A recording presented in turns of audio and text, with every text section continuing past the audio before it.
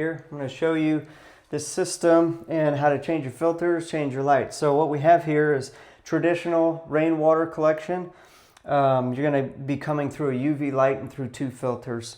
I actually have this even on wells. This is what I like to do. You don't always need two filters, but you get a little bit more leafy stuff maybe from the roof when you get trees and everything. So you can see the water's coming in here. I've got arrows on here.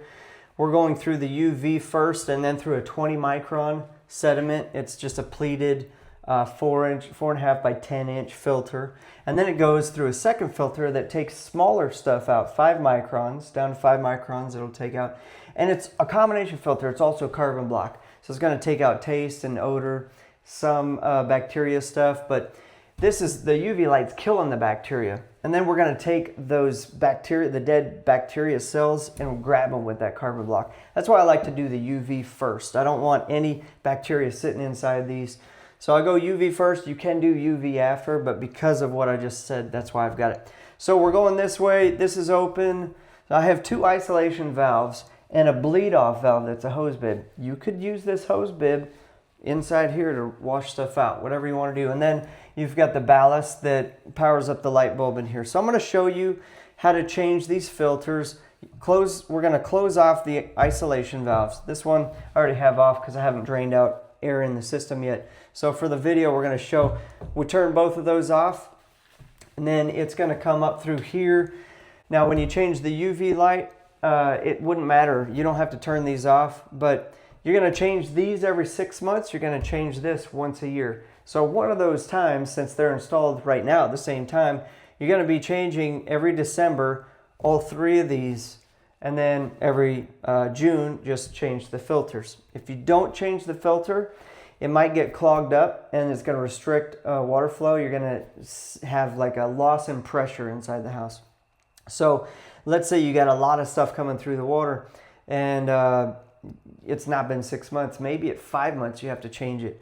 Some people press it. They say, hey, I want to see what I get. Maybe they go 8 months before they see a loss in pressure. So anyway, we've got these isolated. I've got a cup right here. I also have a bucket. I leave this usually on most of my jobs, and it's going to take about 2 cups. You're going to release the pressure from here. So we're going to open this slightly.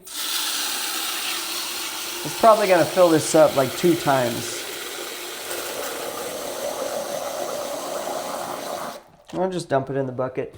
I could hold the bucket up here, but it's kind of not convenient to hold it with your knees or your legs. So I'll only do it when I have to. And we still have a little more pressure. Once the pressurized water's out, you're good. If you tried to change these, to undo these filter housings with the pressure in there, you won't be able to unscrew it. Yeah, so that was a lot of pressure in there, a lot of water. What was this? This is our 4th one. All right, so we're out of pressure. I'm still gonna keep this open until nothing comes out, or it's basically a tiny, tiny drip, just to avoid some of the mess that you get when you have excess water in here. All right, that's good enough. So now, we've got these wrenches right here. They fit over here and they hit these ribs, and so you can use that to untwist it. I hold this bucket up under here, not right up against it, just underneath it. And once you get it unsnug, you're pretty home free from there to do it by hand. So just hang that back up, and I'm holding this with my stomach or knee, whatever. Here's with my leg. So you're gonna get a little bit of water sloshing off the top when you get the filter down or the housing down. Now, one thing I do, empty the water out of that, because when you put the new filter in, it's not saturated. If you have it full of water, it's going to want to float. So let me set this in the bucket. I'm going to show you. The filter has a hole. This housing has a gasket. You want this gasket to still be intact, and it's going to sit in this. Some people will rub gasket grease on here. You could do vegetable oil. Any kind of oil from cooking is going to be fine for that. So that's what holds this seal. Now, on the inside, you'll notice in the bottom, there's, well, you might not be able to see, but there is a nub, just like sticking up, and it matches this hole that you see right here. So we want to, if you just set it in there, you see that it's basically flush with this. You're not really on it. Now, you see it drop down a little bit, and you can see that it's lower than that. That means that you're on it really good. And there are some teeth in here that's gonna guide this right where it needs to be. It could be offset just a little bit, not the end of the world. So we're just gonna spin this up by hand. Once we get it up by hand, tight enough, then put the wrench on it. Just make it snug. You don't have to go crazy. I like to wipe off the water because I want to see when I turn the water on if I have a leak again, or a leak in the first place. I'm not going to do it on this because it's the same process. We have all the water, pressurized water out of it, so we would do the same thing with this one next. And that filter is, again, like a different filter than this one. It's taking down smaller stuff. Now, it doesn't matter, like I said, if you have pressurized water in here, because this, you have the light, and it's in a glass tube, and then all the water is going through in that chamber.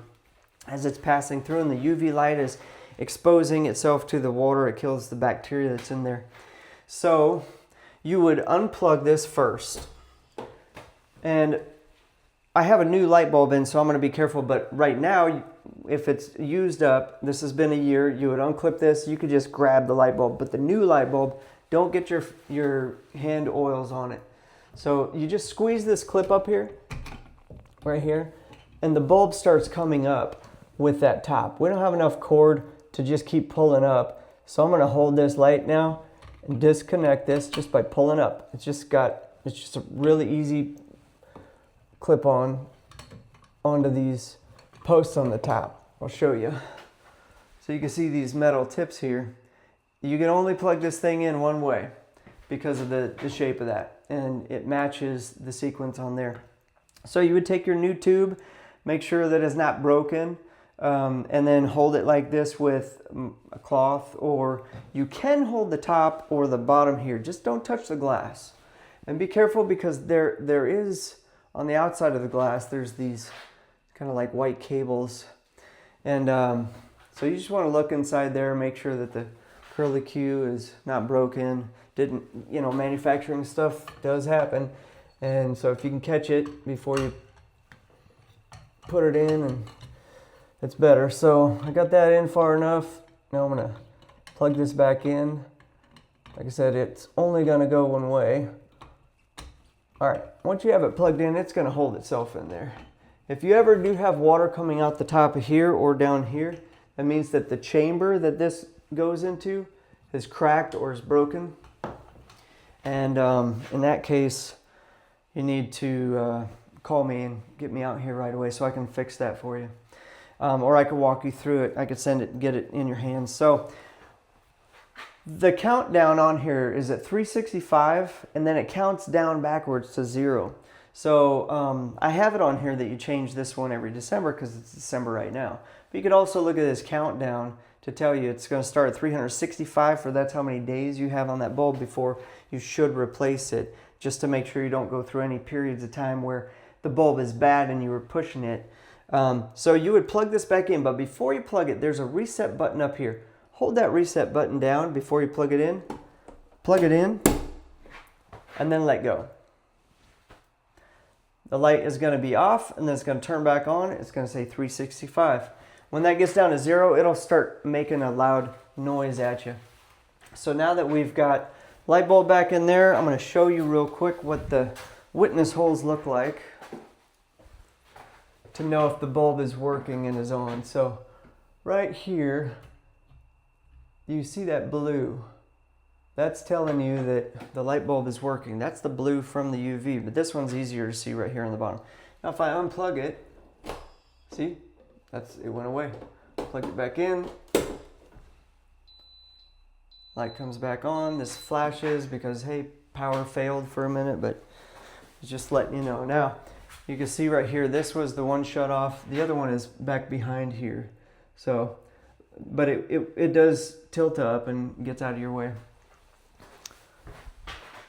So, I'm going to go ahead and turn this back on and show you. The last thing is With the carbon filter, it's going to have some manufacturing dust on it. That's going to give you some gray colored water. I like to flush that out when I first start this up. I open up this bypass valve slowly.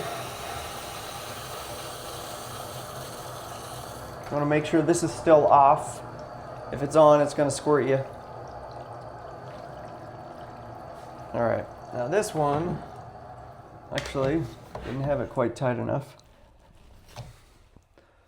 So what you do, I have a little drip right here. So what happens is sometimes you have to just depressurize everything. If you do get a drip from here, make sure that gasket is seated real good. Make sure it's oiled up on the top. Just barely, you don't need a lot. And then you can repressurize everything, test it again once you've reassembled it.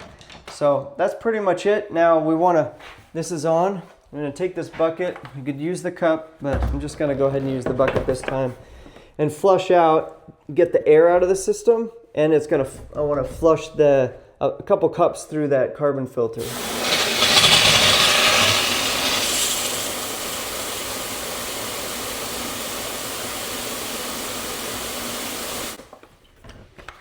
All right, so we've gotten rid of that gray color so it doesn't go in the house, and I like to wipe all this down just to make sure if any leaks do present themselves, I'm going to see it. It's not going to just be that water I was spraying all over through the process. So that's it.